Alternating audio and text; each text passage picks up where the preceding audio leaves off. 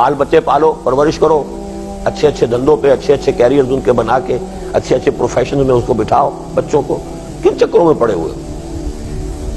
نہیں. کیوں؟ ایک یہ کہ آج کی تاریخ تک جتنا میں نے دین کو سمجھا ہے قرآن سے، حدیث سے، سنت سے، سیرت سے، اس کا یہ ہے کہ اس کے لیے کوشش کرنا فرض ہو نہ ہو اس کی مجھ پر ذمہ داری ہے. کوشش کرنا فرض ہے. اگر میں کوشش نہیں کرتا تو میں مجرم ہوں. آپ کوشش نہیں کرتے آپ مجرم. آپ کی نماز روزہ سب اللہ کے ہاں زیرو ہوگا اگر آپ یہاں دین کو قائم کرنے کی جد و جہد ہو. ابھی میں چند حضرات سے کہہ رہا تھا، وہ سود وود کی بحث ہو رہی تھی کہ بینک کی ملازمت حرام ہے کہ حلال ہے، یہ فلاں.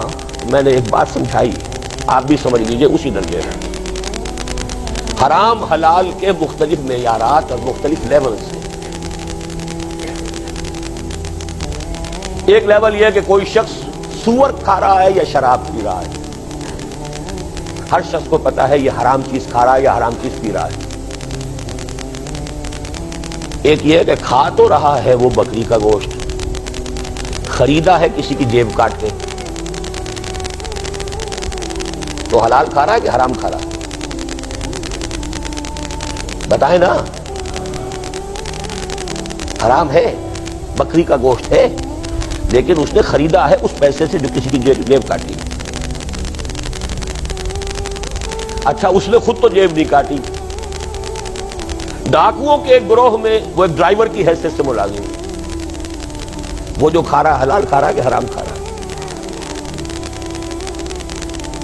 چوتھے درجے میں نظام باطل ہے، اللہ کی بغاوت پر قائم ہے. اس میں آپ دھندا کر رہے ہیں، کام کر رہے ہیں، اس کی ملازمت کر رہے ہیں. حلال کھا رہے ہیں کہ حرام کھا رہے ہیں؟ یہ ہے چوتھی بات. باطل کے غلبے میں سانس لینا بھی حرام ہے جب تک کہ انسان اس کو بدلنے کے لیے سرتوڑ کوشش نہ کرے، اس باطل کے نظام میں پھلنے پھولنے کی کوشش نہ کرے،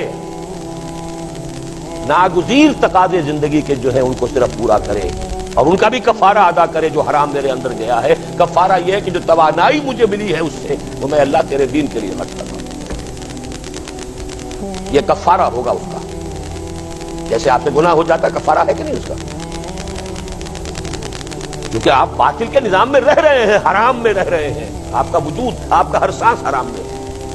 اس کا کفارہ یہ ہے کہ جو توانائی، جو قوت ہے لگاؤ اس کام کے لیے. یہ نظام بدلے.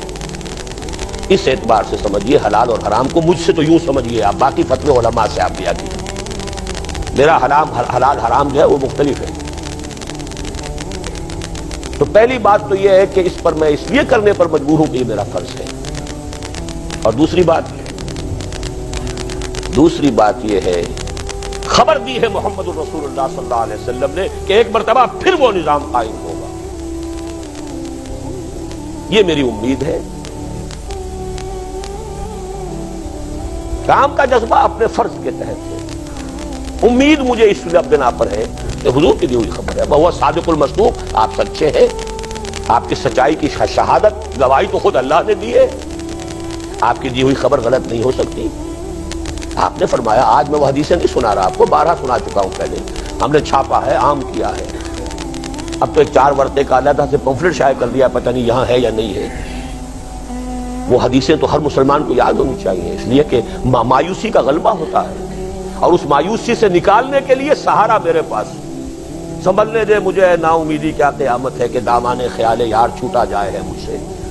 امید کا دامن ہاتھ سے چھوٹتا محسوس ہوتا ہے حالات کو دیکھ کر، اور پھر سہارا ملتا ہے تو حضور کی ان دی ہوئی خبروں سے ملتا ہے.